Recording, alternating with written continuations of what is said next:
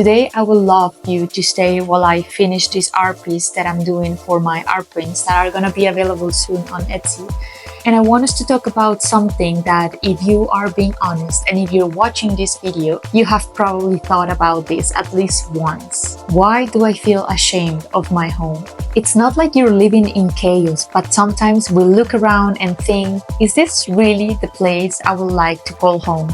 So we're gonna be using this glue right here, who's gonna be our best friend for this class. So we live in a world where it seems like everyone's homes was designed by some high-end decorator, and you're scrolling through Instagram and there's this perfect place with sleek furniture, neutral tones, and of course that perfect indoor plant that somehow never dies. And then there's your home, maybe a little cluttered, maybe not quite matching the Pinterest board you had in mind. I needed some of this because this thing, it's almost crying everywhere. So your home doesn't have to look like a showroom to be worthy of feeling proud. So let's reframe the idea of perfect homes. So here's the thing, your home doesn't have to look perfect to be able to feel it like it's your own. In fact, perfect is kind of overrated. The spaces that feel the best are often the ones that have a little life in them. Maybe it's a stack of books you love, or a couch that's seen its fair share of movie nights. That's what makes your space feels yours, right?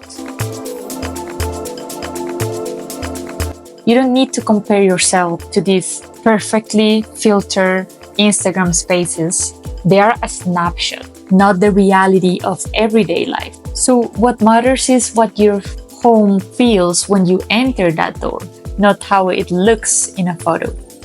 So can you actually take control of your space? Can you make it work for you? So here is the real question. If your home doesn't feel like it represents you right now, what can you do to change that? It doesn't mean buying everything new or renovating the entire space. It's about small, intentional steps. Start by asking, what is that one thing in your space that's bugging you? Maybe it's a clutter counter, or that chair that's falling apart, but you have been putting off replacing, or cleaning up a space that's bothering you.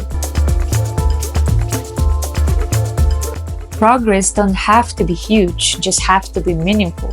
So the practical action would be creating a space that reflects you. If your space is making you feel overwhelmed or ashamed, it's time to make some small changes that will make a difference.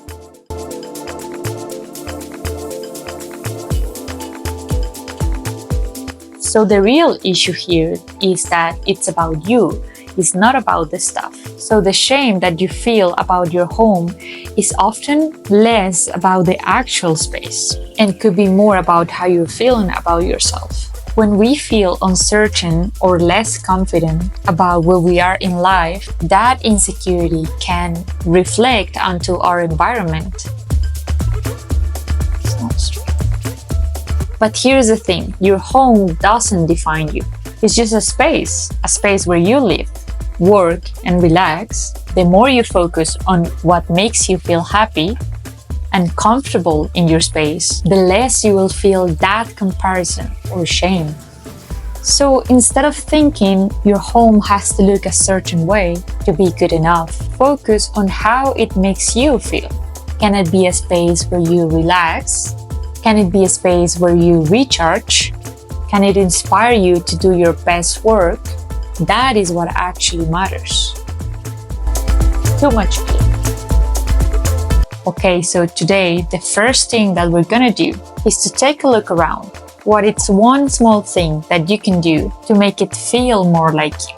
You can drop a comment and let me know how you're planning to improve your space. And thanks for hanging out with me today.